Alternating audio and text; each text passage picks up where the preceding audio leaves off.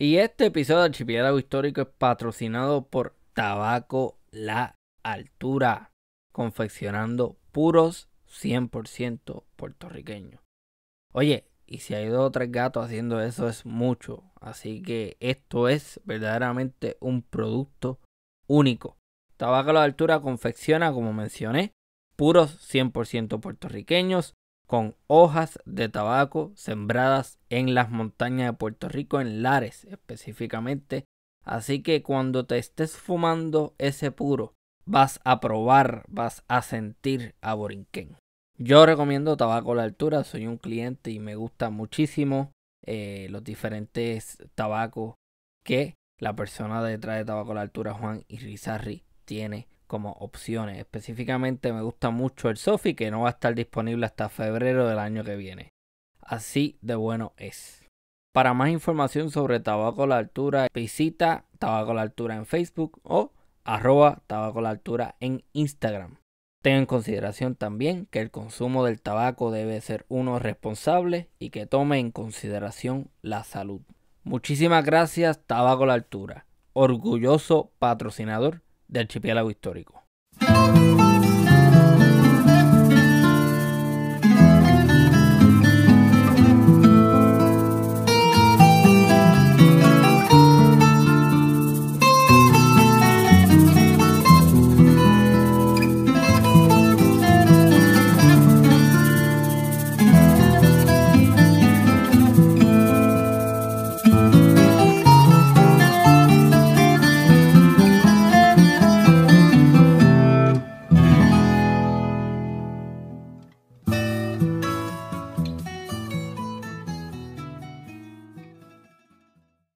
Bienvenidos y bienvenidas a una nueva edición del Archipiélago Histórico. Mi nombre es Ramón González Arango López y en esta ocasión tengo el privilegio de conversar con el doctor Jorge Victoria Ojeda. ¿Cómo está? Buenas tardes. Buenas tardes, Ramón. ¿Qué tal? Mire, el tema que usted va a traer hoy, y bueno, voy a hacer el comentario, porque yo siempre hago este comentario al principio de cada episodio, pero es que yo quiero que la gente entienda. Yo he estado esperando esto desde hace tiempo.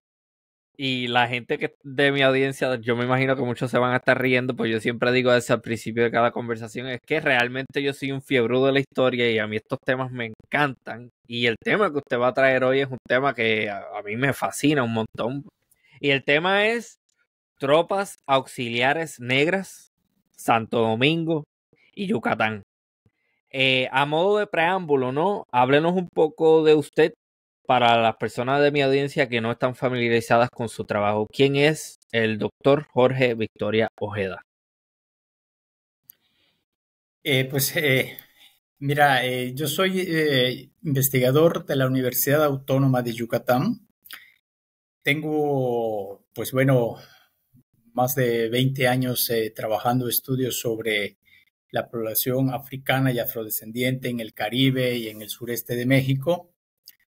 Desde, bueno, mis orígenes de formación académica, soy arqueólogo y luego estudié una maestría en etnohistoria, ¿sí? Acá en la Facultad de Ciencias Antropológicas de la Universidad de Yucatán. Posteriormente estudié el doctorado en antropología en la Universidad Nacional Autónoma de México y posteriormente en España, en la Universidad Jaume I, estudié el doctorado en historia, ¿sí? Ahí pues tuve la oportunidad de trabajar y que sea mi tutor de tesis el doctor José Antonio Piqueras, ¿sí? Especialista en el Caribe. Y con él pues desarrollé mi trabajo sobre estas tropas, ¿sí? Entonces, después de regresar a Yucatán, he seguido con el tema de los africanos, de la afrodescendencia acá en la zona, tanto en la península, tanto en el sureste de México, como vinculada al Caribe.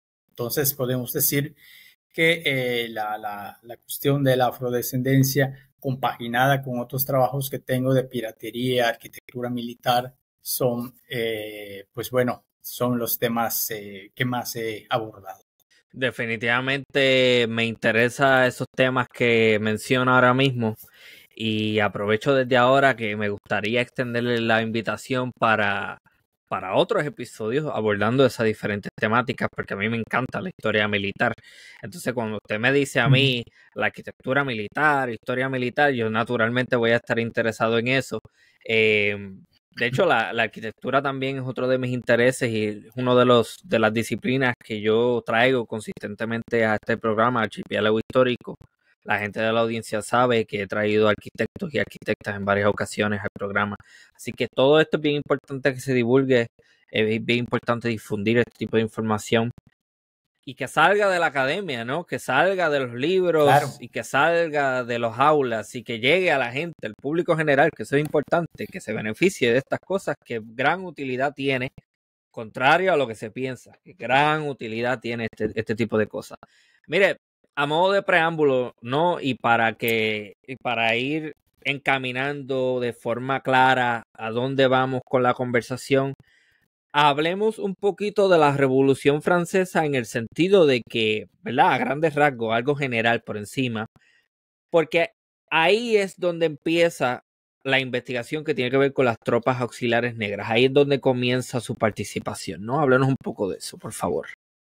Sí, bueno, el estudio y nuestro punto principal, ¿no? De origen va a ser la isla de la Española, ¿sí? La isla de la Española, recordemos que estaba dividido en el Saint-Domingue, la parte francesa, en el occidente, y la otra parte era la española, Santo Domingo, ¿no? El Santo Domingo español. Bien, pues bueno, la Revolución Francesa, pues lógicamente tiene un eco, pues, en las posesiones caribeñas, ¿no? Y cuál era la colonia más rica de Francia en este momento, la colonia de Saint-Domingue, ¿sí? Todo este movimiento de la Revolución Francesa es tratado de ser aprovechado por los grandes plantadores, ¿sí? Los grandes comerciantes de la parte francesa, ¿sí? Para tratar de buscar una cierta independencia económica, ya no depender tanto del movimiento de las reglas, pues, que pudiesen dictarse desde la metrópoli. Y ahí sucede desde antes del movimiento de 1791, que fue lo que iniciase pues la llamada Revolución Francesa, pues se dan movimientos, ¿no? Movimientos de rebeldía, de uniones entre los grandes plantadores blancos y los plantadores de mulatos, ¿sí? Y pues bueno, esto lleva a una serie de rencillas entre ellos que van a perdurar hasta que en 1791 en el norte se levanta, se da en agosto de 1791 el gran inicio del movimiento revolucionario de los negros, pues como se le llama en la historia, ¿no? Entonces podemos ver que es un asunto importante en este movimiento y que lo importante en cierto caso de que las tropas, de las tropas auxiliares, o sea, de las tropas, perdón, no de las tropas auxiliares, todavía no se llamaban auxiliares, de los negros que se alzaron en 1791, ellos decían, ¿sí? Y las cartas lo comprueban, que se alzaban en defensa de su rey, ya del rey francés, porque corría el rumor, ¿sí? El rumor de que el rey les había otorgado 3 días pues, de libertad para que trabajasen pues, las tierras que tenían para su sustento, ¿no? Bueno, este rumor no era propio de la isla, no era propio de ese momento tampoco, y ese es lo importante, ¿no? Ha sido llamado y ha sido estudiado, por ejemplo, por Michael Crichton como el síndrome del rumor, ¿sí? Y Julius Scott le ha llamado la cultura de la expectativa, ¿sí? Estos días de asueto, como digo, no fueron solo, o sea, este rumor no corrió solo en la parte francesa, en esta colonia francesa, sino en diversas islas Discúlpeme, también. Sí. una pregunta. Michael Crichton, ¿ese no es el escritor de ficción, de ciencia ficción también? Desconozco si tiene cuestiones de ficción, la verdad, desconozco. Ah, Yo ok. sí he leído trabajos del síndrome del rumor en cuanto a o sea, trabajos históricos en cuanto al movimiento, al rumor de los días de asueto, pero desconozco si también tuviese una vertiente literaria en cuanto a la ficción. Ok, no, es que me parece interesante porque dijo Michael Crichton. A lo mejor no estamos hablando de la misma persona, A lo eso, mejor no pero, estamos hablando de ser nada más un homónimo, ¿no? sí. Y bueno, eh, hago hincapié en esto, ¿sí? Ujú. Porque para muchos autores, digamos, Caroline Fick, ¿no? Eh, pues dice, pues bueno, opina que no tuvo importancia este rumor que corría. Sin embargo, vemos las cartas donde ellos dicen que en verdad se levantaron en apoyo al rey que estaba preso, al rey francés, ¿sí? Y pues bueno, eso lo que da importancia desde el punto de vista antropológico es que ese rumor, ¿sí? Verídico, no, ¿sí? Les hizo a ellos tener una postura, ¿sí? Que fue el levantarse en apoyo a su soberano francés. Bien, ¿qué ocurre entonces en agosto? ¿Sí? La noche del 21-22 de agosto, que se levanta, hay el movimiento en la parte norte de Saint-Domingue, donde el dirigente Duty Bookman, ¿sí? Pues Ajá, un bueno, sacerdote vudú. exactamente, ¿no? Según se dice, oriundo de Jamaica, pues hace el levantamiento y es secundado por otros que son sus ayudantes, que se le menciona que sería Jean-François, Georges Biassou, Ujú. Hyacinthe, ¿sí? Y otros. Eh, a los pocos meses, ¿sí? Desde el movimiento, Bookman pues muere en algún combate. ¿Y quién es entonces, o quiénes son los que toman las riendas de este movimiento? Todavía estamos Ujú. hablando de lo que es el inicio de la revolución haitiana, ¿sí? Pues entonces los líderes de ese movimiento van a ser entonces los que comenté: Jean-François, Yassou, Hyacinthe, depende de las regiones. Ok. Este movimiento, sobre todo en el norte, va tomando mucha fuerza. ¿Sí? Bien. Lógicamente esto llega, ya estamos hablando de falsa el 91, el resto del 91, el 92, ¿sí? Y pues bueno, Joaquín García, gobernador de Santo Domingo, De la parte española de la isla. de la Ajá. parte española, claro, le mantiene informado a su soberano, ¿sí? Hay que decir que en todo este proceso, ya en el Caribe, ¿sí? Y más allá, había o sea, no cierta, había desconfianza, ¿sí? Hacia lo que pudiese suceder y, pues bueno, desde 1790, sobre todo, ¿no? La corona manda de que no se aceptasen, la corona española, no se aceptasen esclavos negros, ¿sí? Provenientes de posesiones francesas, ¿sí? Bueno, esto se recrudece durante el transcurso de la guerra, pero García va despertando el interés al rey sobre estos aguerridos negros, ¿sí? Vemos ahí entonces que de rebeldes, ¿sí? De unos cimarrones o esclavos, ¿sí? Van a pasar ante la mirada de los españoles como unos aguerridos, sobre todo los líderes, claro, ¿no?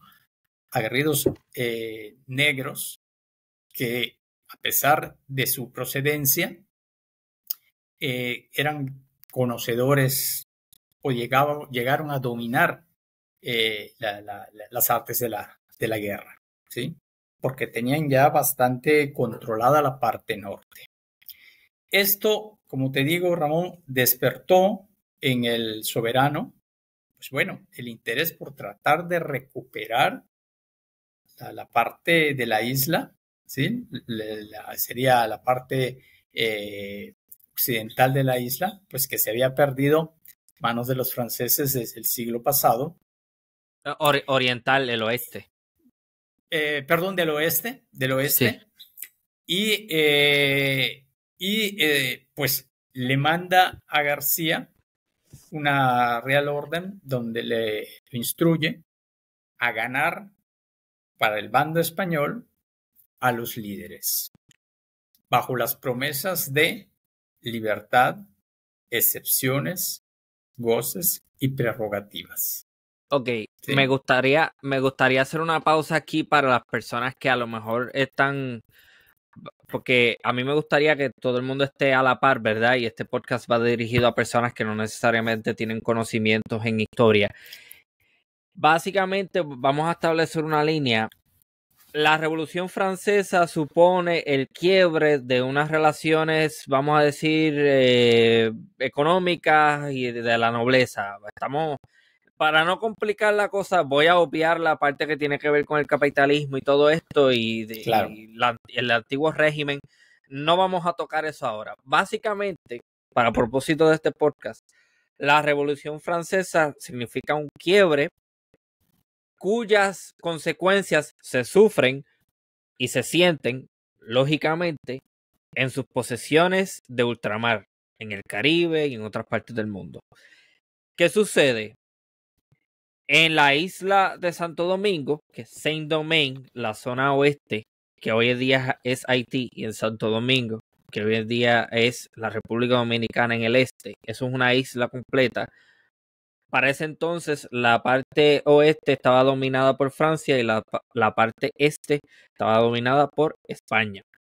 Entonces, en el lado oeste, la posición francesa, hay naturalmente bandos que apoyan la revolución y hay bandos que apoyan el antiguo régimen, que apoyan a la nobleza, que apoyan al rey.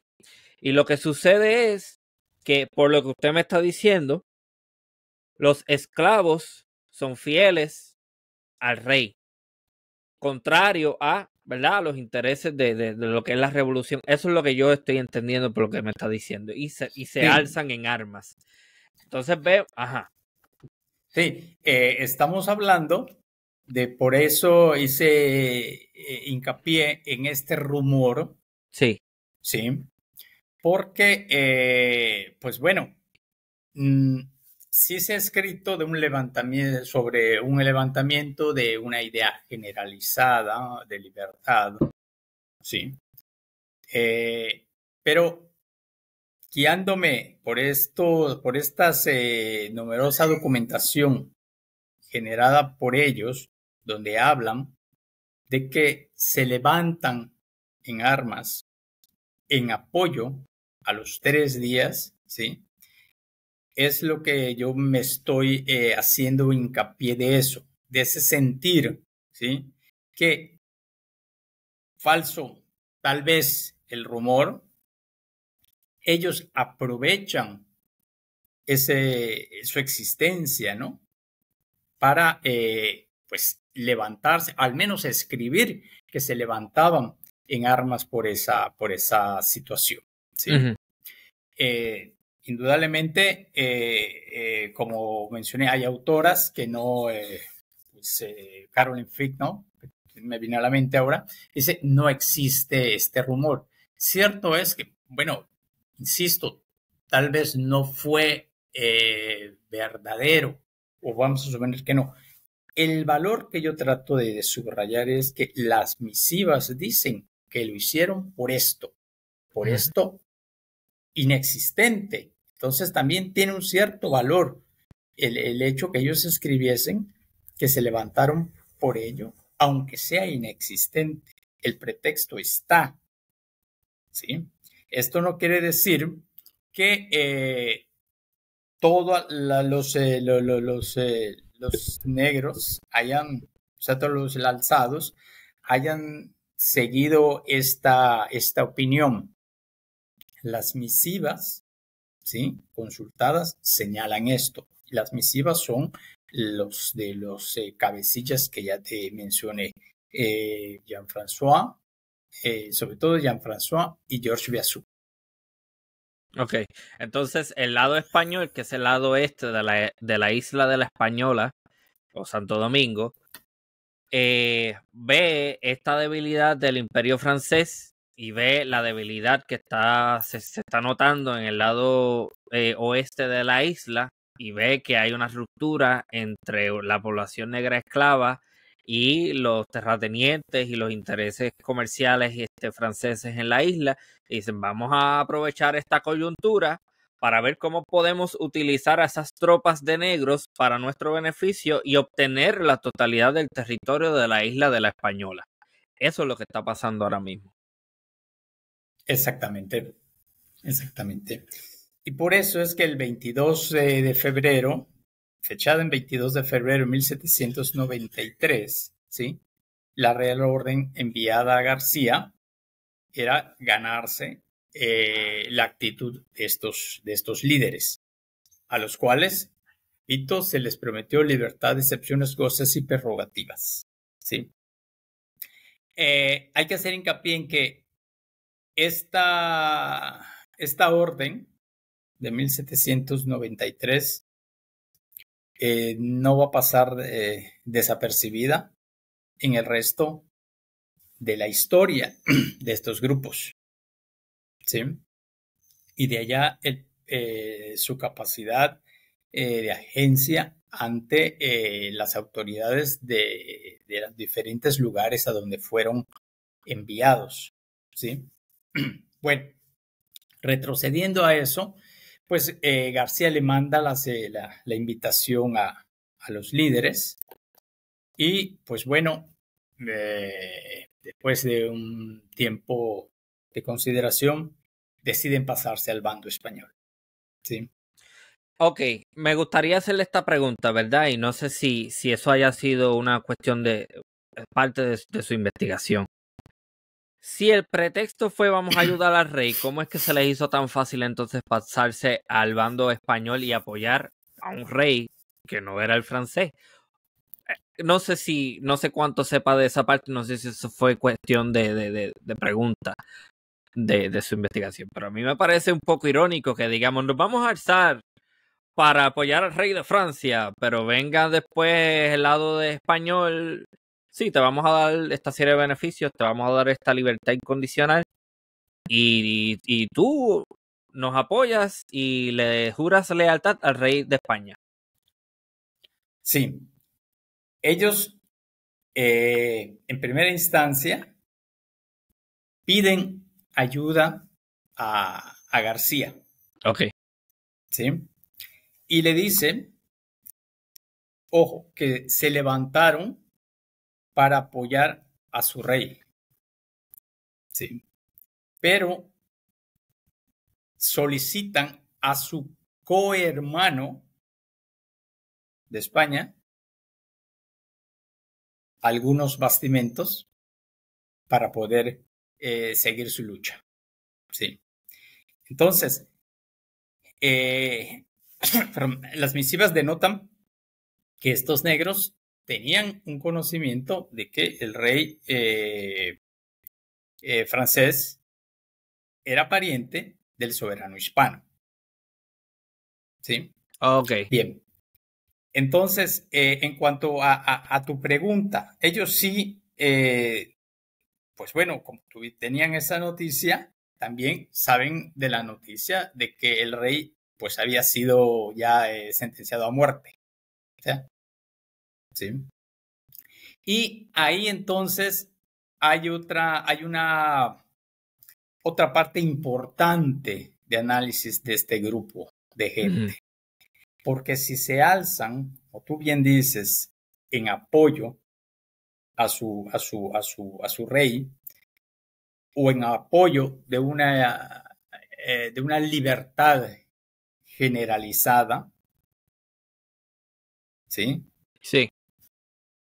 La concepción del movimiento de estos líderes varía y se van al bando español, a sabiendas que van a luchar entonces a favor de una corona esclavista, Sí. ¿sí? Y que solo a ellos les iba a dar la libertad.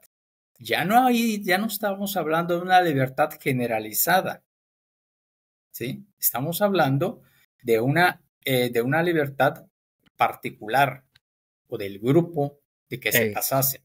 Ok. Ahí lo interesante de estas tropas, que no podemos decir que, bueno, que se alzaron y por qué se pasaron al lado español, ¿no? O sea, hay variación de intereses. El ser humano cambia de intereses,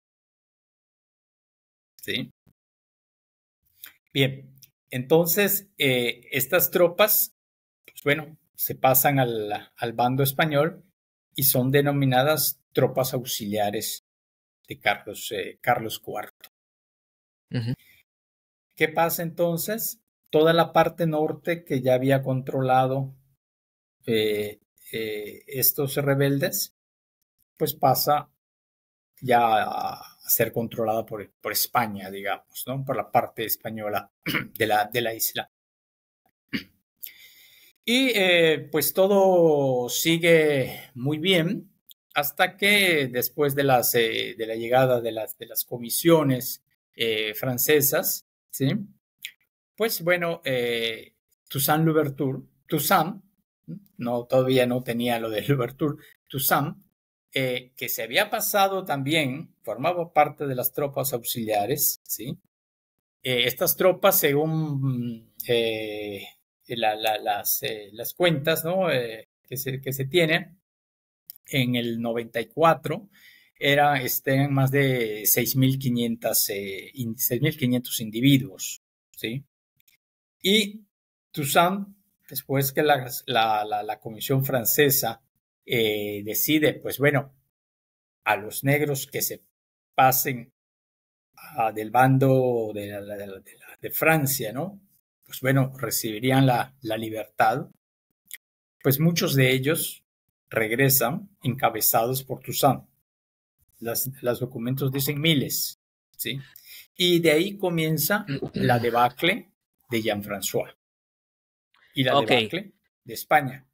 Ok, ya le estoy entendiendo mejor. Perfecto. O sea que hay una ruptura de ese movimiento rebelde, del liderazgo, de esos primeros que se pasan después de que el rey de Francia, Luis XVI, sea guillotinado en París. Se pasan al bando español porque el bando español les ofrece a ellos, no a la totalidad de la población negra de Saint-Domingue, sino a ellos en calidad de combatientes, libertad y Sí. beneficios. Ok, entonces, por lo que me está diciendo Toussaint, que pasa a ser más adelante Toussaint Louverture, o como sea que se diga, yo no soy francés, así que no me peleen por eso. Él originalmente es parte del liderazgo que se pasa al lado español y después regresa al bando francés, o siempre se mantuvo de ese lado. Él según las documentaciones, él estuvo de ayudante de Georges Biassou. Ok. ¿Sí? no había no había destacado, pues, ¿no? Se le menciona, pero no se le subraya como gente más allá de que era el segundo de George Biassou, ¿sí? Posteriormente se pasa al lado español, al lado francés, y empieza ya a descollar en la historia esta. ¿Sí? Ok, entonces Toussaint se queda en el bando francés peleando no necesariamente por la independencia de Haití como más adelante se desarrolla, sino para obtener la libertad de los negros en Saint-Domingue. Porque eso es lo que les ofrece el bando francés a ellos.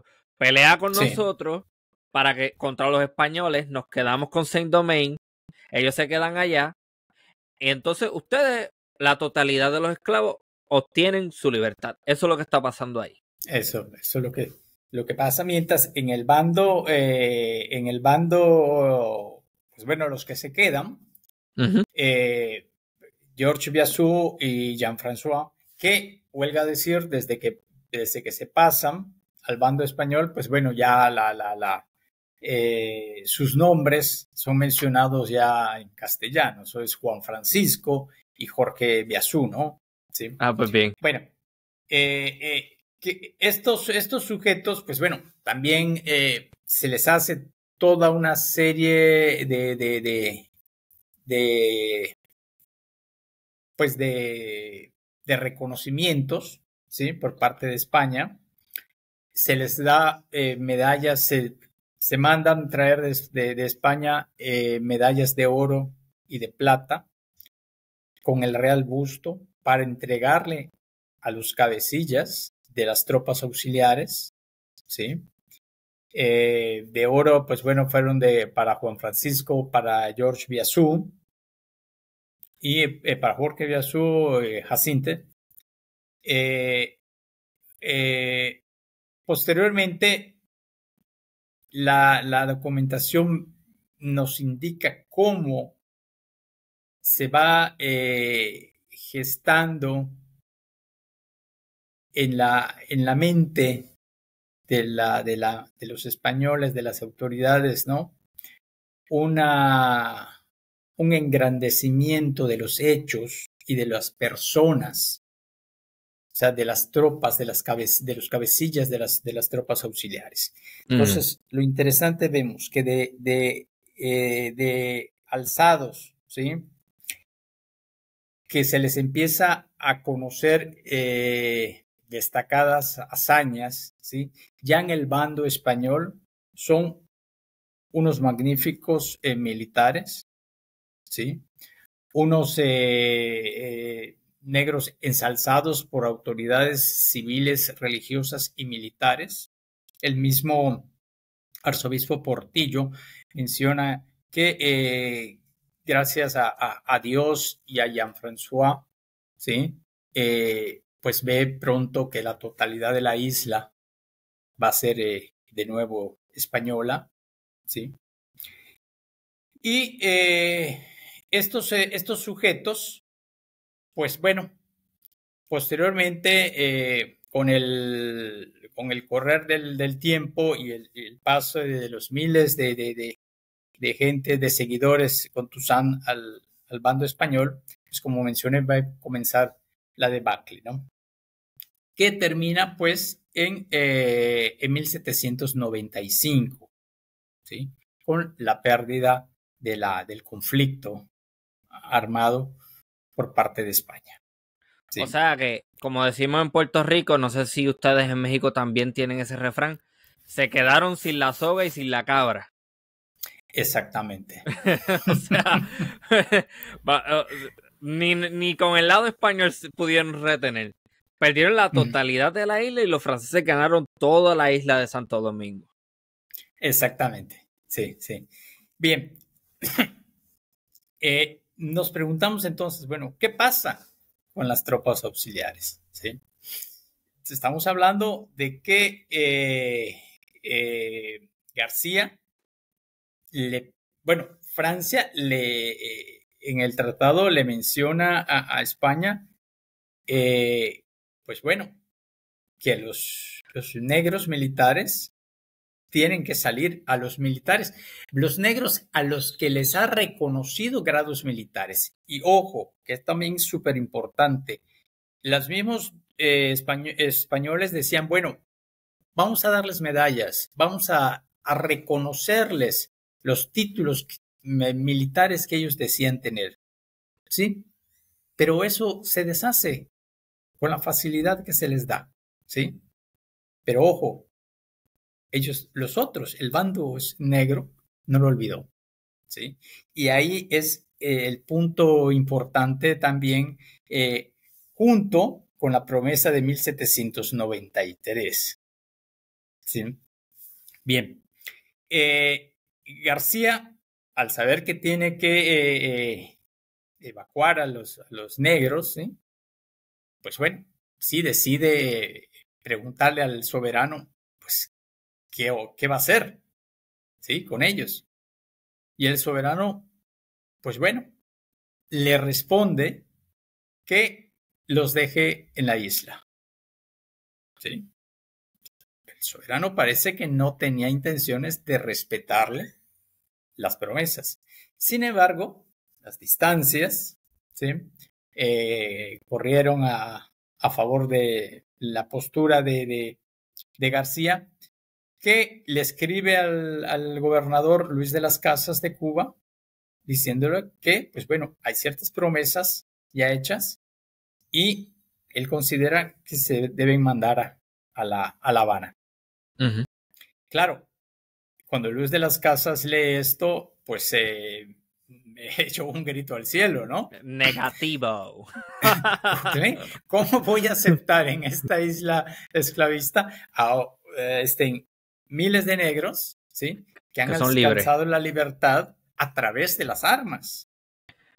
Y que ya tienen una visión de sí mismos de hombres de valía, que nosotros somos gente que, exacto, ¿sí? Eso es peligroso para los intereses, ¿sí?, de ellos. Entonces, todo lo que gira ya en la referente a las tropas de su conciencia, ¿sí? Esto aunado a todo el temor que ya existía, ¿no? Por la revolución que se ya tenía unos años gestándose. Sí. Pues bueno, causa un temor en García que le manda a decir al rey que no iba a aceptar a esta gente. García, a la vez le escribe a García diciéndole que no los iba a aceptar. Pero García lo que hace es una criba y solo elige a pocos. Pero esos pocos son como 800. ¿Qué es una criba? ¿Qué es eso? Una coladera, o sea, eligió, ¿sí? Algunos,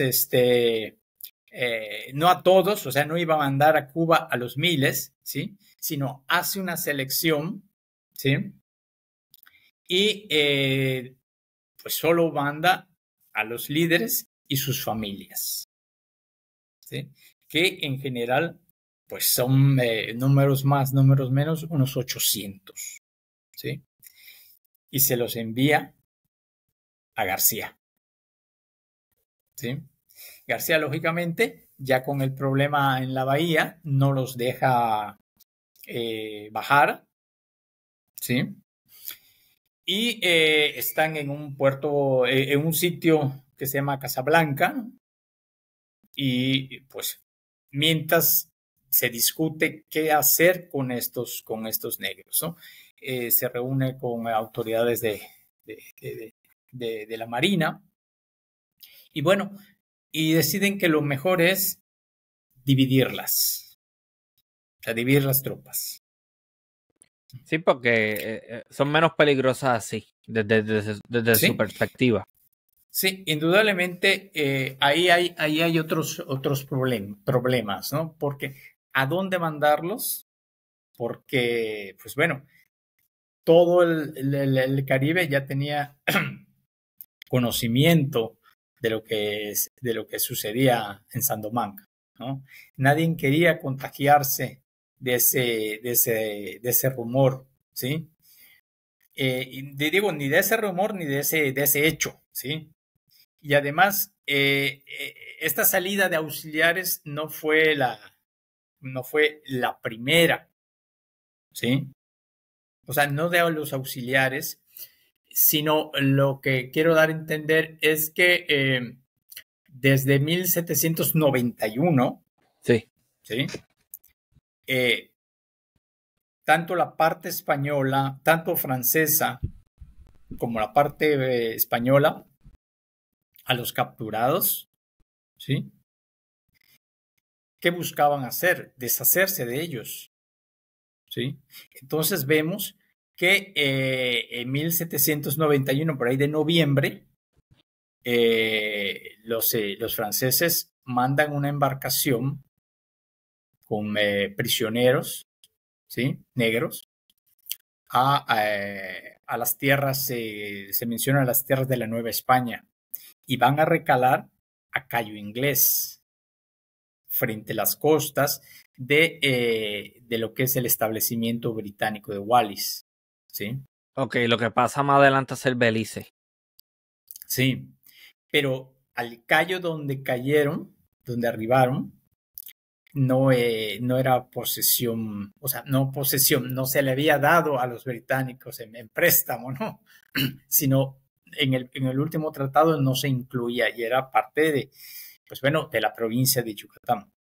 Entonces, las autoridades de Belice le mandan a decir al gobernador de Yucatán, Lucas de Galvez, que llegó 200 y tantos negros que dejó una fragata francesa y pues bueno, ¿qué se va a hacer con ellos? Bueno, resulta que el gobernador les manda maíz y los británicos se comprometen a mandarlos de nueva cuenta a la isla, pero en verdad acaban en Jamaica, ¿sí?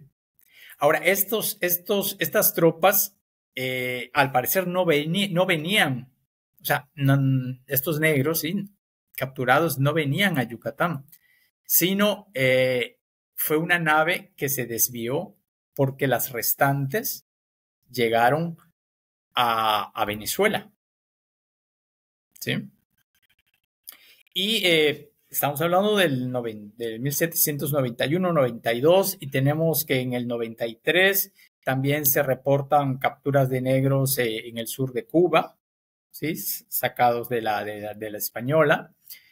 Posteriormente, en el 94 y en el 95, vemos también cómo las autoridades de Santo Domingo Español mandan de nueva cuenta negros capturados.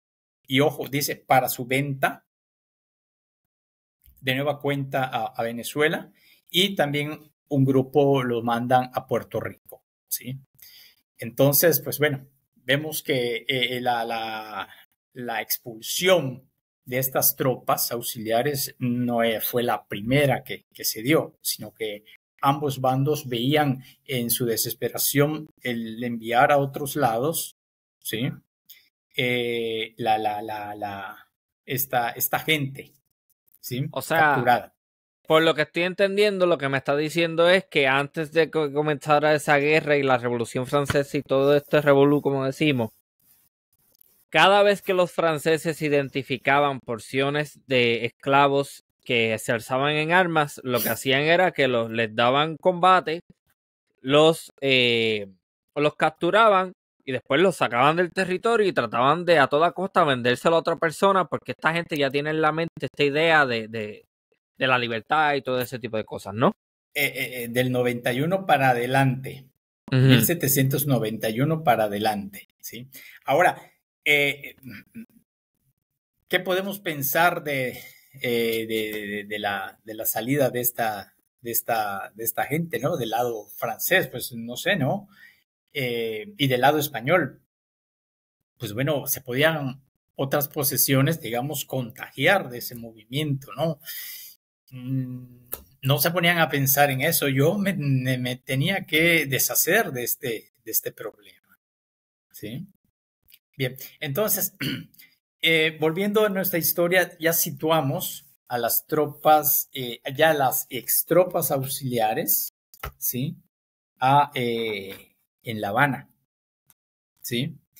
Ya nos situamos en que, pues bueno, la solución al problema es dividirlas por diversas partes de lo que quedaba del Imperio Español, ¿sí? Y así se determinó, pues mira, al cabecilla, Juan Francisco, se le mandó a Cádiz. Y ojo, el rey ya había dicho que no se enviase a la metrópoli, ¿sí? Sin embargo, se manda a Cádiz con un grupo de 136 personas, ¿sí? A Trujillo, en las costas de Centroamérica, de Honduras, de actual Honduras y Guatemala, se mandan 310. A Portobelo se mandan 88 personas. ¿Dónde está eso, Portobelo? Portobelo está en Panamá. Ok. ¿Sí? Está en Panamá. ¿Sí? A la isla de Trinidad se mandan 139 personas. ¿Sí? A Yucatán se mandan 115 personas. Estamos hablando de 788 personas. ¿Sí? Cada una de estas tiene una historia interesante, ¿sí? Y pues bueno, te cuento. A la Florida, ¿te mencioné la Florida? No, pero sí sé que a la Florida sí. Y creo que a Luisiana también llegaron a enviar gente. Sí, a la Florida llegó George Biazú, George Biazú, ¿sí? Con ciento y tantas personas, ¿sí? Ahora, lo que tú mencionas de qué otro lugar me dijiste. Luisiana. Vi algo en el texto que me envió que en Luisiana también hubieron personas que se enviaron. Luisiana, un barco se desvió y acabó, creo que en Carolina, ¿sí? En Carolina, ¿sí? A la Luisiana no se mandaron, sino fue el de la Florida, de Jorge Biazú. Bien. Podemos pensar que esta gente, pues bueno, iba con ciertas comodidades, ¿sí? No eran esclavos, eran exaliados. Pero hay una cuestión muy importante, que todos iban armados. ¿Sí? Ok. Y si nos ponemos a pensar en cómo fue el viaje de Jorge, de Juan Francisco a Cádiz, él viajó en las naves reales de Gabriel Aristizábal, ¿sí? La misma embarcación que llevaba los supuestos restos de Cristóbal Colón. Eso es algo que menciona, sí, muy importante. Y Aristizábal lo constata una persona de la embarcación, le da un grado de teniente, ¿sí? Pues bueno, volvemos a lo mismo. Estamos en alta mar. Hay más de un centenar de acá de personas, ¿sí? Con armas, ¿sí? Y si me las tengo que ganar, pues, su simpatía, su adhesión, pues le otorgo el título que me pida, ¿cierto o no? ¿Sí? Pero lógicamente, para los españoles de nueva cuenta en un futuro cercano, eso no tendría valor. Pero para los negros sí tenía un valor importante. ¿Sí? Y Juan Francisco también llevó plata, ¿sí? Una plata que posteriormente fue vendiendo en Cádiz, donde acaba, o cuál fue el recorrido de este individuo y de su gente. Pues bueno, llegan a Cádiz y lógicamente el rey dice que pues que se le vigile, que se le pregunte dónde quiere ir. Y la verdad lo que Juan Francisco quería desde el primer momento es que todas las tropas, ¿sí?, permaneciesen juntas en un lugar para que el rey tuviese un ejército a su disposición en cualquier momento, ¿sí? Claro, eso lo expresó, pero no se le concedió. Y al parecer sí hubo alguna correspondencia entre Juan Francisco en Cádiz y el coronel Saucí, que estuvo en Trujillo, ¿sí? Al parecer. Trujillo, Guatemala. Sí. Bien. Entonces, a Juan Francisco, ¿sí?, se le ofrecen diversos lugares como destino, y algunos que él también propuso, ¿no?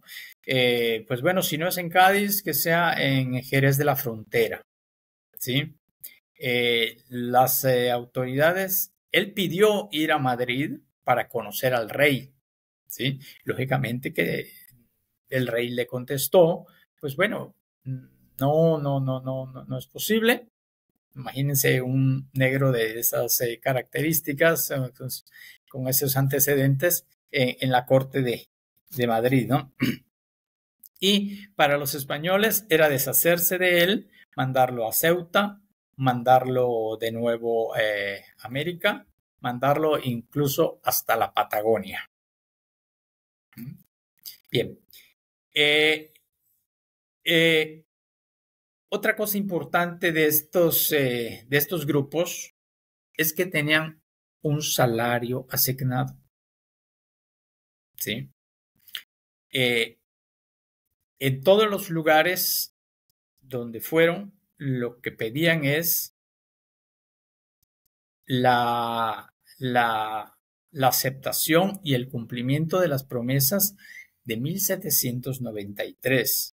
Como es lógico y razonable. Sí, sí, un terreno para cultivar, ¿sí? Pues el salario. En muchos casos, en varios sitios, se les daba el terreno y se les decía que al poco tiempo se les dejaría de dar la paga correspondiente, puesto que con el terreno se consideraba que ellos ya iban a tener un sustento, ¿sí? En el caso de Juan Francisco, ¿sí?, pues bueno, él en ningún momento dejó de ser el líder hasta que falleció, ¿sí? Y constantemente señalaba que, bueno, lo que se le pagaba ya no le daba para mantener a todo el grupo, ¿sí? Y, pues bueno, ¿qué pasa con Juan Francisco? A pesar de una penuria que es notoria que tuvo en Cádiz, su historia o la historia que se le ha inventado sobre su muerte, más bien sobre sus últimos días, es de destacar. Se le ha mencionado por algunos autores que murió con el título de Grande de España.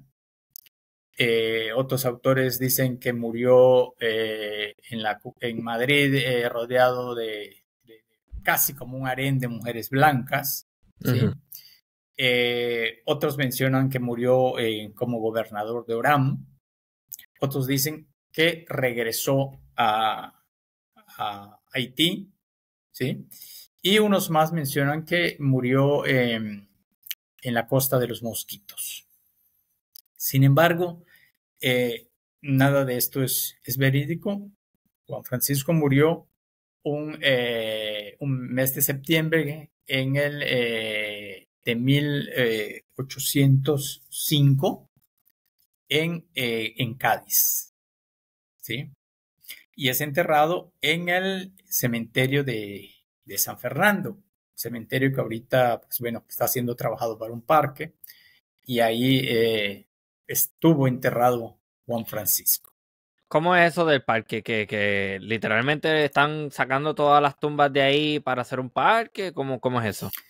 Sí, sí, desde 2010 más o menos, si no estoy equivocado, el Ayuntamiento de Cádiz decidió hacer un parque después de cerrar desde los años 90, siglo pasado, ¿no? El cementerio, ya no se iban a inhumar más fallecidos ahí. Y posteriormente se decide hacer un parque, pero luego esa idea se tropezó con cuestiones, temas de la memoria histórica de Claro. los fallecidos de la guerra civil, y ha tenido, bueno, se ha atrasado. Sin embargo, el proyecto sigue.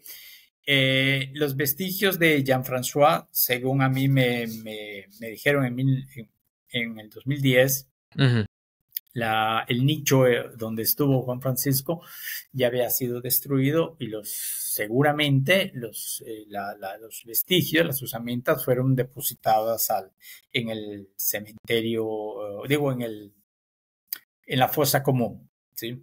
Ahora, Anda. en el cementerio actualmente se hizo un monumento, Ok. ¿sí? Donde están inscritos los nombres de todas las miles de personas que fueron enterradas en ese cementerio, ¿sí? Sin duda alguna que en ese monumento está el nombre de Juan Francisco Piticú, ¿sí? Que Pues es el bien. nombre que luego es Juan Francisco Petecú, que luego es el que adoptó Juan Francisco, ¿sí? Entonces, pues bueno, sabemos ahí dónde pudiese estar los restos, al menos dónde fue enterrado Juan Francisco, ¿no? Ok. En el caso de la Florida, ¿no? En el caso de la Florida también es muy, muy importante, porque Jorge Biazú, pues bueno, pues decide irse a la Florida, y pues solicita el terreno, el cual le prometieron, ¿sí? Y se le da un terreno que se llamó el Miune, ¿sí? Para que produzca, o sea, cultive, ¿no? Con su familia, con sus familiares, estuvo allá establecido. Esta historia también la ha trabajado James Landers, ¿sí? Eh, y pues bueno, el grupo también ha sido mencionado, no a profundidad, pero ha sido mencionado por David Gegus, ¿sí? El grupo de la Florida tiene una característica, porque Jorge Biazú, ¿sí?, muere el 14 de julio de 1801, pero él sí, previamente, había sido llamado a que ayude a las tropas españolas, ¿sí?, en el combate a los indígenas que se habían alzado, ¿sí?, los Creek. Eso es algo que a mí me gustaría tocar en algún momento, porque a mi entender es muy poco lo que se habla sobre esos alzamientos indígenas en el contexto español de América del Norte. Sí, Pues ya Florida es parte de América del Norte. claro, claro. Y bueno, pues resulta que en el combate Biazú es herido, ¿sí? Y muere, ¿sí? Pero muere, y en su entierro, en el cementerio de San Agustín de la Florida, ¿sí? El cortejo es encabezado por todas las autoridades de la población, ¿sí? Hay sus cañonazos de salva, ¿sí?, de despedida. Hay se le menciona como capitán español. Entonces vemos que al final de sus días, Biazú logró, al menos después de muerto, lo que siempre quiso, ¿sí? Es ser reconocido dentro de la milicia española. Bien. Los otros grupos, el de Trujillo, ¿sí? También van a ser, es el más numeroso, de 310, va a ser dividido, o sea, enviado a varios sitios. Por ejemplo, uno de los sitios más importantes es Matiere, ¿sí? Junto al lago de Nicaragua. El sitio de Comayagua, el río San Juan, el río Saladillo, perdón, el pueblo de Saladillo y Chapagua. ¿Sí? En todas estas regiones de lo que hoy sería Guatemala, Honduras, Salvador y Nicaragua, fueron enviados estas gentes de acuerdo a lo que ellos quisieran, ¿sí? Y Sí, también de acuerdo a las necesidades de los españoles. sí, porque usted también menciona en el texto que dentro de las exigencias que estas tropas auxiliares hacían era, mira, establéceme en un lugar en donde haya tierra fértil, acceso a buena agua y asegúrame una pensión. Y entonces Sí. eso lo que vemos es que la mayoría de los casos sí se les envía, las primeras dos promesas se cumplen, pero después terminan diciéndole, mira, si es que ya nosotros con que te demos un terreno y te demos las herramientas para que tú siembres, ya entendemos que el Estado cumplió su deber contigo, o sea que no te vamos a pagar más. Sí, sí, claro, claro. Pero esos logros que tuvieron fue a través de una relación, ¿sí? Con base en la promesa del 93, ¿sí? En las promesas que se les habían dado, en la respetabilidad a sus grados militares, ¿sí? Entonces, sí fue un grupo que supo tener una agencia así con los españoles, ¿no? ¿Sí? Supo negociar con los españoles y no dejarse llevar nada más, ¿sabes qué? Te quedas acá y ya cumpliste, ya no te necesito y ya no, ellos no, ¿sí?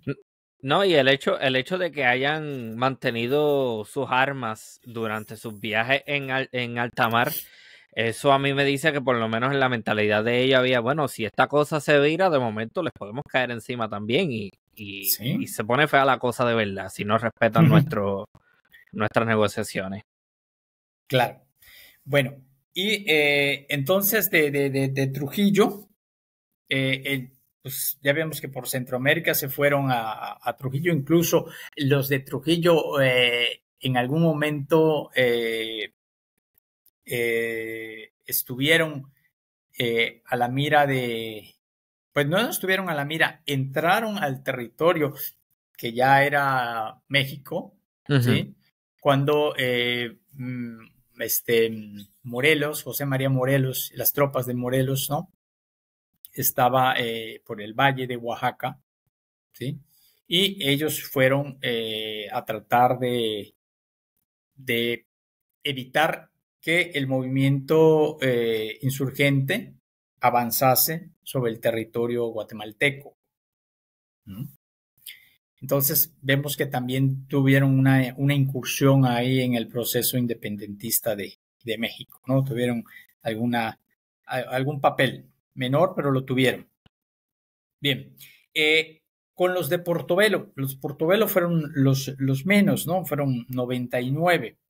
Y acá se les da un sitio, se les menciona como un sitio totalmente insalubre. Bueno, siempre se dice que Portobelo era un sitio pues donde nadie quería ir, ¿no? Porque no era la mejor, el mejor lugar para permanecer, para vivir, dadas las condiciones, pues bueno, de la misma geografía, ¿sí? Pantanoso, y se les da el lugar de San Carlos de Punta Gorda, o sea, más bien se les da el lugar donde se funda el pueblo de San Carlos de Punta Gorda, que pues pensaron ellos, las autoridades españolas, que trataría de tener la utilidad de cultivo hacia para surtir a Portobelo. Entonces, aquí en Portobelo se les da un sitio detrás de la población de Portobelo, donde ellos fundan San Carlos de Punta Gorda, que para las autoridades españolas tenían la finalidad de que se dedicasen a la agricultura, entonces surtir a la población de Portobelo, ¿no? Entonces, el otro grupo fue mandado a la isla de la Trinidad. Ujú. Este envío tiene un rasgo especial. Sí. En primer lugar, todos los otros grupos, los de Cádiz, Florida, Trujillo, Portobelo y Campeche, tenían a la cabeza un cabecilla que venía desde San Domingo, ¿no? Desde Santo Domingo Español, ¿sí? Pero el de Trinidad no, eran 99 personas, ¿sí? Todos jóvenes, y fueron enviados a la isla de la Trinidad, frente a las costas de la Capitanía General de Venezuela. Pero aquí tiene la característica que el gobernador Chacón no los acepta, ¿sí? No los acepta pensando en que él había desde años antes fomentado la economía de la isla, ¿sí? Había muchos franceses que habían inmigrado ahí, ¿sí? Y veía en verdad como un serio problema la aceptación de estos sujetos. No los acepta y los decide enviar de nueva cuenta a Santo Domingo.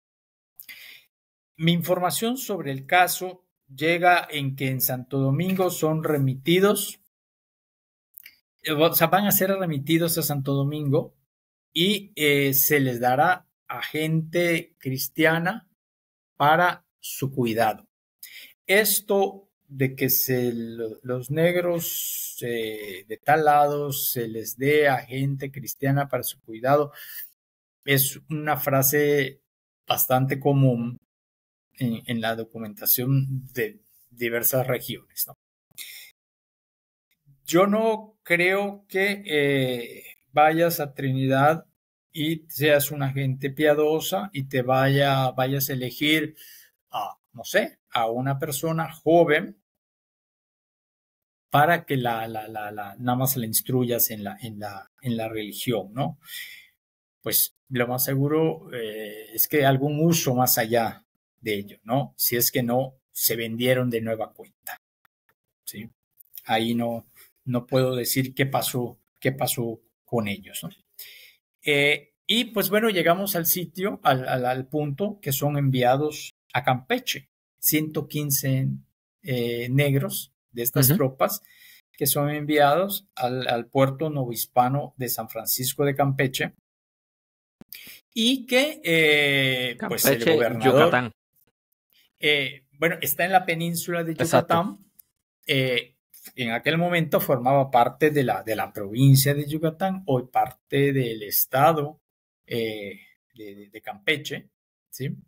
Pero era el puerto más importante de la provincia de Yucatán y llegan a Campeche 115 personas. El gobernador O'Neill, pues bueno, los acepta, dadas ya tenerlos en la bahía, pero dadas las condiciones, volvemos al caso del mismo temor de algún posible contagio, se elige un lugar lejos de alguna población española. E indígena también. E indígena también. Y se decide mandarlos a un paraje llamado Aque o Acú. ¿sí? Ahí se funda el poblado de San Fernando Aque, ¿sí? Y ellos llegan a Campeche en enero de 1796. Hay algo bien ¿Sí? importante que usted menciona también sobre ese lugar.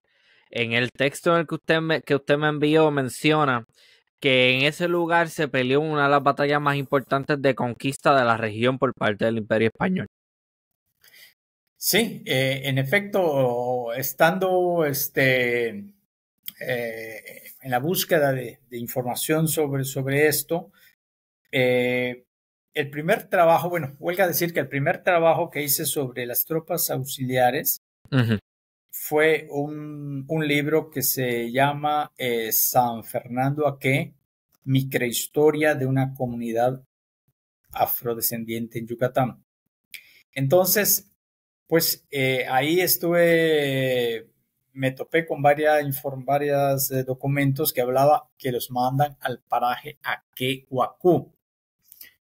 Pues yo tengo posibilidad de ir al paraje Aquehuacú, que pues era señalado como un rancho, pero el rancho es una zona arqueológica grande. Pues bueno, y dadas su situación geográfica, me lleva a mí a pensar que en verdad la historia que nos han contado de la ruta de Francisco de Montejo, que se mete a Sonotaque, que es ¿Quién más es tierra Francisco? adentro. Uno de los primeros conquistadores. Francisco de Montejo fue el conquistador de Yucatán, Ok. ¿sí? Entonces, él tiene tres intrusiones a la península de Yucatán. En la primera, en 1528, está por la costa norte, y pues bueno, siguiendo a Ralph Royce, en sus trabajos de mediados del siglo pasado, y Chamberlain de los años 70 del siglo pasado, Robert Chamberlain, pues lo secunda y dice que en verdad el sitio entonces de la batalla es Sonotaque, ¿sí? Pero Sonotaque está más tierra adentro. Yo hago la rectificación histórica donde dice que esta batalla no fue en Sonotaque, sino fue en el sitio de Aquehuacú, que es el mismo sitio donde estos negros fueron enviados. La corroboración de ello, pues de este sitio como la batalla, pues la tenemos luego en unos trabajos arqueológicos que hacen Susan Kepex de la Universidad de Missouri, si mal no recuerdo. Y bueno, y ella encuentra cerámica del siglo XVI, etc. Entonces, este sitio sí es el de la primera gran batalla de Francisco de Montejo en el Mayab en 1528. El Mayab es entonces lo que me imagino yo, sin conocer mucho de Mayab, me imagino que es vamos a decir, el término que se utiliza para denominar al territorio maya, ¿no? El Mayab. El territorio maya, sí, el territorio maya de la península de Yucatán es el Mayab, sí, Ok, así se le denomina. qué interesante. Bueno, entonces, ¿qué pasa con estos sujetos? Pues se les manda al sitio ese, se funda el pueblo de San Fernando Aque, y pues se dedican al cultivo, se dedican también al palo de tinte, al comercio de palo de tinte, ¿no? A sacar la tintoria, ¿no? Y hay algo importante, es que además el pueblo va demográficamente creciendo de forma natural, pero también por gente huida de Belice, ¿sí? Que se va a refugiar al pueblo. Llega el momento en que las autoridades españolas permiten la entrada de indígenas para evitar que este pueblo sea solo de gente de la llamada de color. Y pues bueno, tiene cierta autonomía permisiva, ¿sí? Dada las condiciones mismas por las cuales vinieron, ¿no? Los conocimientos que tenemos sobre este poblado es que en 1848, ¿sí? Deciden marchar a Belice. ¿Por qué? Pero me gustaría hacer una pausa primero, porque usted menciona algo bien importante y no sé, usted menciona varias cosas.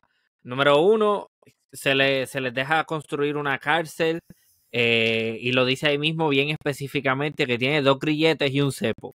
Se les permite construir una iglesia, que un montón de revoluciones ahí burocráticos, eso no se construye bien, pasan décadas y terminan quedándose con una iglesia de paja y mandan a un sacerdote de otro lugar. También se hace un negocio ahí con las autoridades para que manden a un traductor que a su vez va a servir como de contable, que se va a dedicar a las finanzas, que se va a dedicar a mantener la cuenta de todo, y que también se le da la responsabilidad de velarlo y que lo cele, y para ver de qué, entre comillas, los negros están hablando y qué hacen cuando están en secreto. O sea, que es bien importante, esos son unos detalles que me gustaría puntualizar. Y usted también escribe algo bien cool, que a mí me encantó no sé por qué, quizás no sea un detalle muy importante, pero a mí personalmente me pareció bien interesante. Y dice que el citado ordenamiento estipulaba la entrega al intérprete, que es el que acabo de mencionar, y a los negros de 100 hachas, 100 machetes, 25 picos, 25 asadas, 4 barretas grandes y 4 picos de cantero, cuyo valor se les descontaría a los auxiliadores. No, mentira, disculpe, a los auxiliares de su asignación. O sea, que te vamos a quitar dinero porque te lo estamos dando en estos recursos. Para la fabricación de estos artefactos se dispuso la utilización de los cañones viejos e inútiles existentes en ese entonces en la ciudadela de San Benito. Ese detalle a mí me encantó, a mí me pareció fenomenal eso. Eso es lo que quería añadir. Sí, sin lugar a duda, la historia de cada uno de los poblados tiene asuntos, ¿no? Particularidades de sumo interés, ¿no? A todos los grupos se les dio instrumentos de labranza, ¿no? Para que pudiesen dedicarse, pues, al cultivo.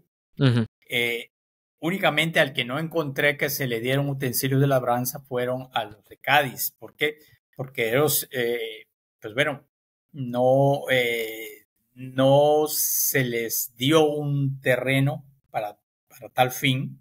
Ellos permanecieron en Cádiz en toda después de la muerte de Juan Francisco, se les sigue dando pensiones, ¿sí?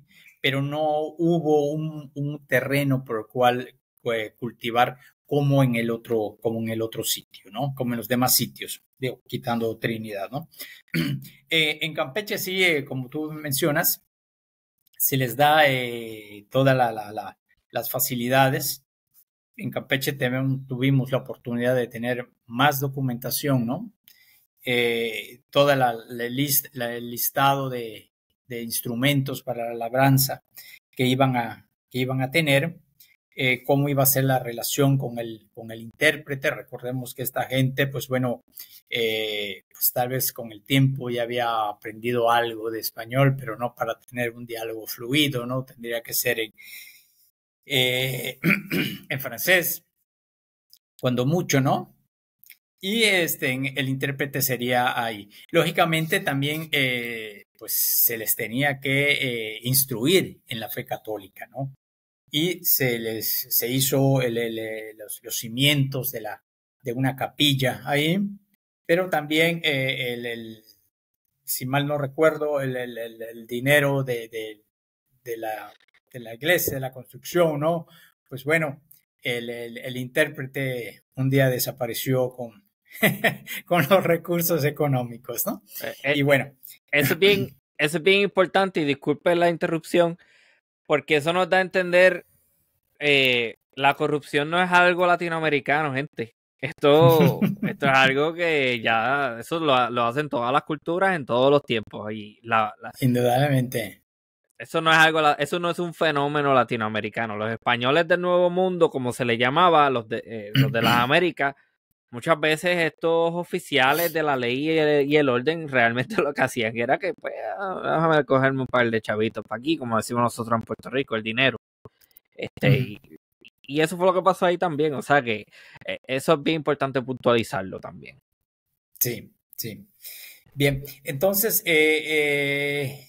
en cuanto a la labranza que obtuvieron estos individuos, a través del tiempo, pues llegó a ser notoria, Ajá. ¿sí? Llegó a ser notoria. Tan es el caso que hicieron de esa región del nororiente peninsular el granero del estado, ¿no? Granero de la provincia y del estado, ¿sí?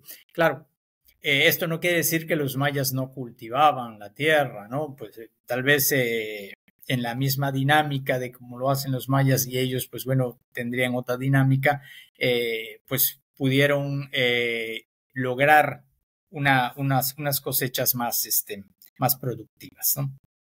Bien, posteriormente regreso a esto. ¿Qué pasa entonces en 1847? Uh-huh. Se inicia lo que se llama la guerra de castas en Yucatán o el levantamiento de los mayas o el levantamiento campesino, ¿sí? Hartos ya de toda, desde la época de la colonia temprana, ¿no? Toda las situaciones de opresión que habían tenido por parte de los españoles, la pérdida de tierras que se estaba llevando a cabo, ¿no? Vorazmente por parte de las autoridades y de los ya yucatecos, ¿no? Para la siembra del enequén, ¿sí? Pues bueno, estos individuos, los mayas, deciden lanzarse a una lucha que es importante decir que en su documentación dicen que ellos comenzaron su lucha también para que nadie pagase impuestos, ni los españoles, ni los indígenas, ni los negros. O sea, que tenían plena conciencia de Presencia. la existencia, de la presencia de los negros. No solo estamos hablando de estos de San Fernando, sino la presencia de los africanos y sus descendientes en Yucatán, que ha sido invisibilizada, la tenemos desde el siglo XVI hasta nuestros días, ¿no? Bien, entonces, esta gente, para el año siguiente de iniciado el movimiento campesino, deciden irse a Belice. ¿Por qué Belice? Mencioné hace un momento de que ahí llegaba mucha gente huida, ¿sí? Entonces, tal vez con esas circunstancias, ellos deciden irse a Belice, además de ser la región más cercana, ¿no? A la vez, estos individuos no fueron los únicos que huyeron de la península, porque también muchísimos mayas y yucatecos huyeron a refugiarse a Belice. Y volviendo a lo del granero, tenemos que si estos se retiran del territorio ya mexicano en 1848, en 1860 la autoridad yucateca les extiende una invitación para que regresen, ¿sí? Y ojo, al igual o muy símil a lo que sucedió en 1793, les iban a dar una serie de beneficios, ¿sí? Entonces, vemos cómo de ser cuando llegaron un grupo celado, ¿sí? Había que vigilarlos, había desconfianza, todo el entorno del movimiento de la revolución haitiana. Pasado el tiempo, son invitados para regresar. ¿Por qué? Porque habían hecho de esas tierras el granero de la región, ¿sí? Ok, eso es bien importante que lo maticemos un poco porque a lo mejor la audiencia no va a entender algo aquí bien importante. La razón por la cual esta gente tenía un conocimiento agrícola tan avanzado y por qué eran tan eficientes a la hora de sembrar era porque eran precisamente esclavos antiguamente de la colonia más productiva francesa en las Américas, que era Haití.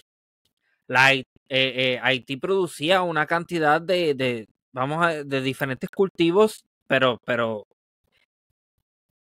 vamos a decir, unas cantidades grandísimas. Entonces, esta gente trajo esos conocimientos agrícolas consigo y naturalmente obtienen unos resultados que anteriormente en esa región no se habían podido lograr.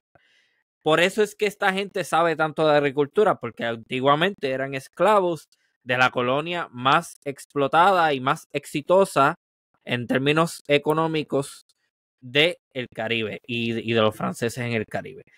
Por eso es que esta gente es tan importante. Exactamente, sí, tenían los conocimientos y a raíz de ello también cuando se hizo esta junta en La Habana, sí, para dividirlos, se tenía la idea de que fuesen productivos en cuanto a se sabía de sus conocimientos, a cuál era su dedicación previa al levantamiento, ¿no? Uh-huh. Y pues bueno, este envío tenía la finalidad de un beneficio económico en cuanto a lo agrícola, ¿no? En las regiones donde se les enviase, ¿sí? Con base en lo que acabas de decir precisamente. Uh-huh. Sí, hablaba Bien. de Bélice, sí, que los invitaron a regresar. Sí, los invitan a regresar. Hay algunas historias ahí del oriente yucateco que habla de que un mestizo, Santiago Imán, que se alza también en la lucha, ¿no? Pues se ayudó de algunos negros, pero hasta qué punto es cierto, no lo sé. O sea, los negros de San Fernando, ¿no? Puede ser que no todos hayan marchado, ¿sí? Y asimismo, desconozco si estos individuos regresaron o si alguno pudo regresar a San Fernando, ¿no? Tras la invitación. Esto sería, hasta ahí termina la investigación en que se marcharon y la invitación posterior para que regresen. Bueno, pues entonces, de una manera general, Ajá. podemos decir que estos grupos, este grupo de tropas auxiliares de Carlos IV, fue una diáspora, ¿sí? Que se dio por todo el Caribe, por gran parte del Caribe español e incluso la metrópoli, a pesar de la situación, ¿sí? De celo, de miedo, de temor, de prevención que se tenía ante lo que, pues bueno, se ha llamado por Alejandro Gómez el síndrome de Haití, ¿sí? Ante el temor que esto pudiese suscitar en las demás colonias, ¿no? Sin duda alguna que adentrarse al conocimiento de estas tropas nos va a llevar a, como hice hincapié en cierto momento, a conocer el proceso evolutivo del pensamiento evolutivo y cambiante, claro, ¿no? De la postura de los líderes, ¿sí? De acuerdo a sus intereses personales, que si en un principio vemos que formaron parte de los alzados de 1791, Uh-huh. que puede ser que tal como nos dicen, una libertad generalizada, ¿sí? No hay que dejar de ver que ellos se agarran, según la documentación, de algo inexistente, ¿sí? Pero que inexistente en que sea cierto, ¿no? Pero que se daba de este cierto rumor y ellos se alzan, ¿sí? Pudiese ser el pretexto que buscaron para alzarse. Sea, si descontamos que fuese este motivo, de todos modos, vemos que cuando se pasan al lado español, su postura cambia, ¿sí? Y ya estamos pensando en que siguen una libertad particular de grupo, si es que no la de los líderes nada más, ¿sí?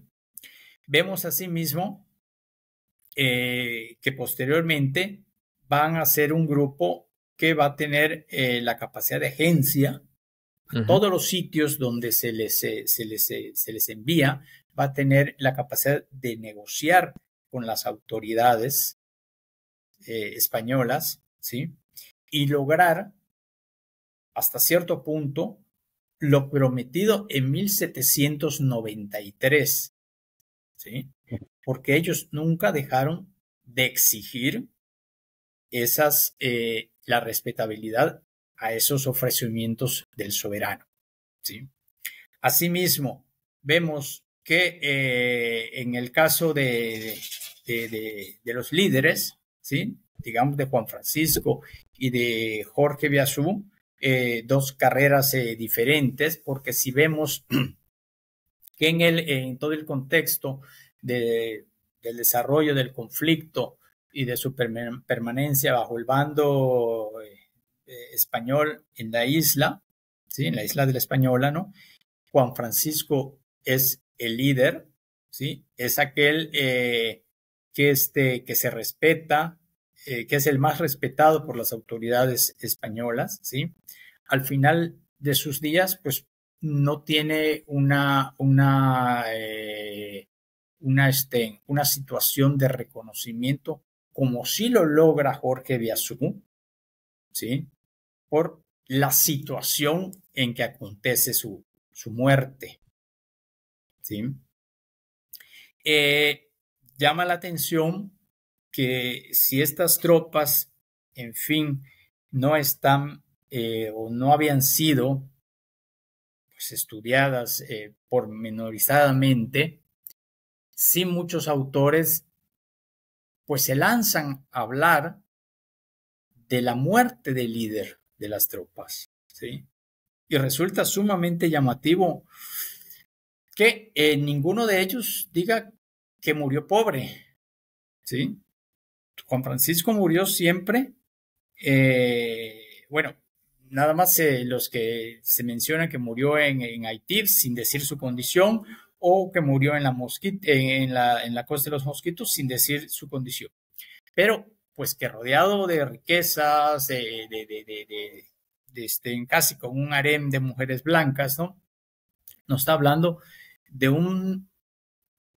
por una parte, un desconocimiento del sendero que siguió este líder, ¿sí? Pero por otro lado, esa escritura en algo se debió fundamentar, ¿sí? En todo ese ensalzamiento que la misma autoridad española hizo sobre el personaje de Juan Francisco, ¿sí? Mientras le servía en el conflicto, ¿sí? Entonces, sobre estas tropas hay sin duda alguna muchas aristas para hablar de ellas y para seguirlas en cada sitio, y en conjunto representa una historia pues que no ha sido muy conocida, ¿sí? No hay un texto en inglés, quitando el de Gegus, que son unas, pues bueno, menciones nada más, fueron este sitio y este sitio y algunas líneas, ¿no? En su libro de Haitian Revolution. Landers habla profundamente de los de la Florida, pero desgraciadamente no ha tenido como mi libro está en español, no ha tenido la difusión que se requiriese para los conocedores o los interesados en el Caribe. Oh, Y ok. hago este subrayado porque Ajá. lógicamente sabemos que la lengua pues, que controla la academia es la lengua inglesa, ¿no? Ok, vamos vamos a ayudar a cambiar eso. Promueva el libro, háblanos de ese libro, dónde se consigue para las personas que lo quieren leer. Sí, mira, el libro es este libro, ¿sí? Que se llama Las tropas auxiliares de Carlos IV. Fue publicado por la Universidad Jaume I de España y se puede conseguir en la página de la universidad o lo encuentra todavía en Amazon, ¿sí? Ok. En Amazon los puede uno localizar. Vamos, Tengo vamos otro a... libro, Ajá, perdón, tengo otro libro también que se llama eh, las, eh, las tropas del rey en Centroamérica, ajá. que es el que habla de las tropas enviadas pues a esta región, ¿no? Centroamericana, Ujú. que fue editado por la Universidad de Costa Rica. Entonces, en la página de la Universidad de Costa Rica lo pueden localizar. Sí. Y en la página de la Universidad Autónoma de Yucatán, Casa Editorial, pueden encontrar el libro de San Fernando Aque, una microhistoria de una comunidad afrodescendiente en Yucatán, que prácticamente sería los 3 libros que nos hablasen de las tropas, más este es el único que habla de todas, ¿no? Las otras, Qué como bien. ya les dije, está un poco particularizado. Ahí lo tiene, gente. Entonces vamos a ver cómo cambiamos eso. ¿Cómo es posible que en las Américas, donde la gran mayoría de los países son hispanohablantes, la lengua dominante de la academia sea el inglés? Hombre, no, eso tiene que cambiar. Nosotros somos importantes también y bastante contribuimos al quehacer intelectual de esta región del mundo. Así que, ajá. Sí, bueno, ese es un tema para discutir, ¿no? Ampliamente, Ujú, pero bueno, así suceden las cosas. Y volviendo a lo de las tropas, eh, eh, tengo por allá unos, y lógicamente se menciona en el texto, ¿no? Pero creo que es interés recalcarlo ujú. que si ya hablamos durante esta más de una hora de la importancia o de las tropas auxiliares de Carlos IV, no las vamos a encontrar nunca en las historias oficiales de Santo Domingo español, ni de Haití, ni de España, ni de Francia. No las vamos a encontrar. Son gente invisibilizada. Ese proceso de cambiantes, de exigentes, ¿sí? Hay que callarlos. Ujú, ujú, exactamente. No, pero qué bueno que estamos haciendo este episodio porque le estamos dando la visibilidad. Se está hablando de ellos y se está reconociendo el Sí, sí, impacto que tuvieron en la indudablemente, región. indudablemente, Sí. indudablemente, ¿no? Pero vamos a ver que no los vamos a encontrar en las historias oficiales, ¿sí? O sea, tú agarras un libro de la Revolución Haitiana, pues bueno, no están, ¿sí? Hay que, pues bueno, como decimos, pepenar por alguien que se haya interesado, pues hasta este momento el profesor Gables, la profesora Landers, ¿sí? Ok. Mira, tengo una pregunta que se me quedó a hacer. Usted mencionó que fueron invitados en algún momento porque en algún momento escaparon hacia Belice. Imagino yo, ¿no? Asumo que la causa por la cual abandonaron San Fernando fue precisamente por esas contiendas que tuvieron contra el ejército revolucionario español, ¿no? Diga, Pues mexicano, disculpe.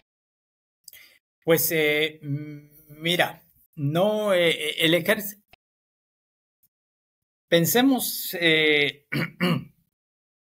no tanto me atrevería a pensar en que hubieron, o por una posible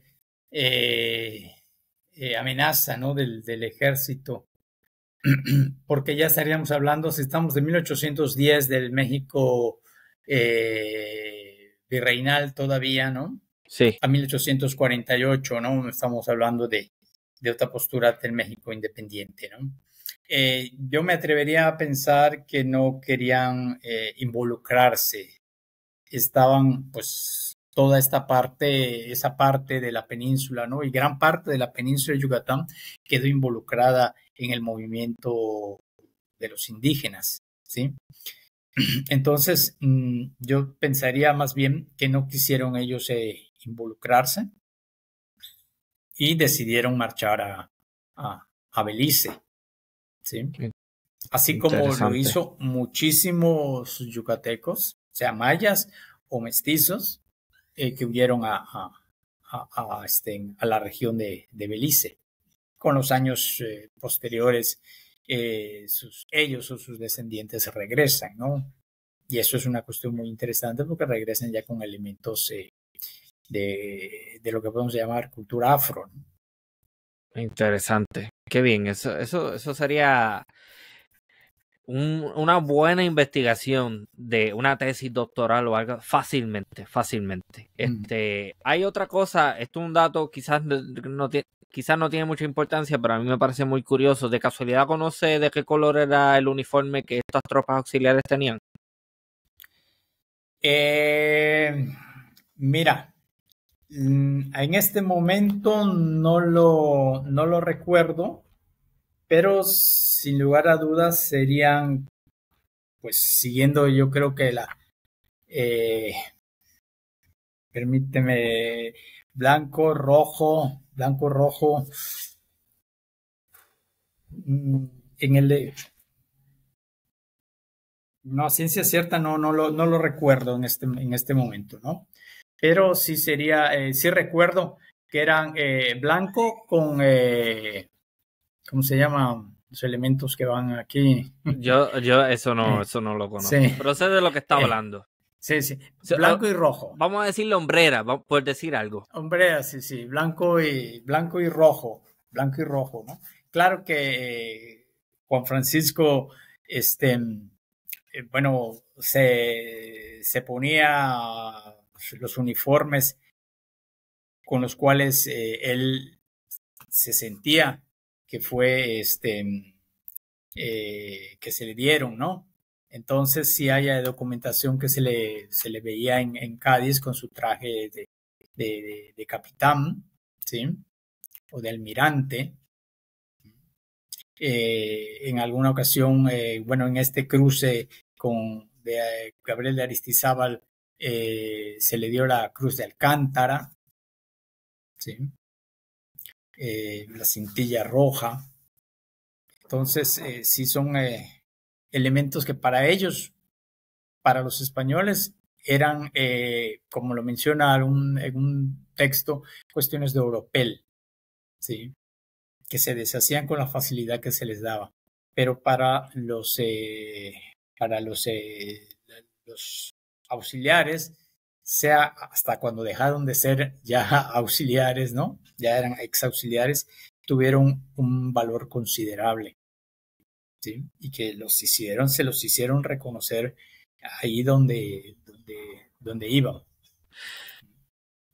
Ahora mismo estoy teniendo una fantasía en la que quizás en algún cofre olvidado de Belice, en algún sótano de una casa antigua, se conserva uno de esos trajes.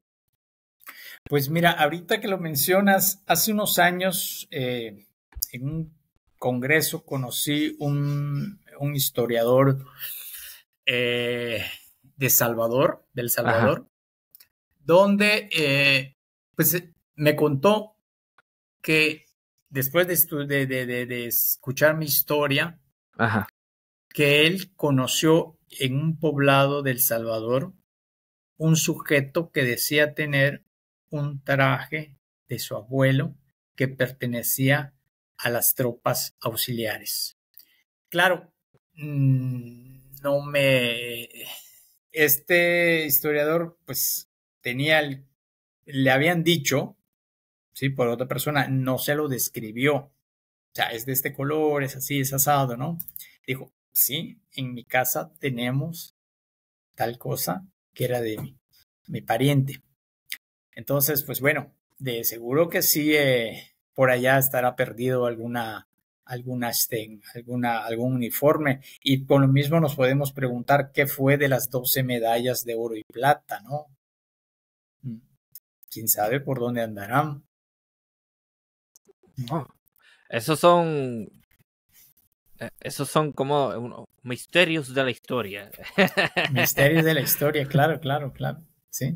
Oh, pero a mí me gusta mucho fantasear con ese tipo de cosas. Cuando yo era pequeño, claro. a mí me gustaba mucho una novela mexicana que se llamaba no era Cómplice de Rescate, era esta otra del tiempo. No sé si sabe de ella, que la protagonista era Belinda, algo así era, porque ellos eran unos niños que viajaban en el mundo, en el tiempo.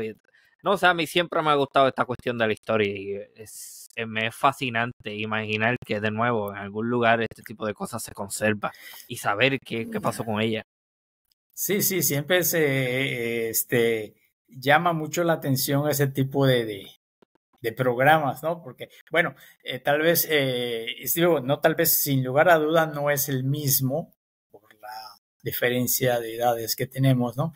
Pero también cuando yo era pequeño había uno que se llamaba El Túnel del Tiempo, ¿sí? Oh, qué bien.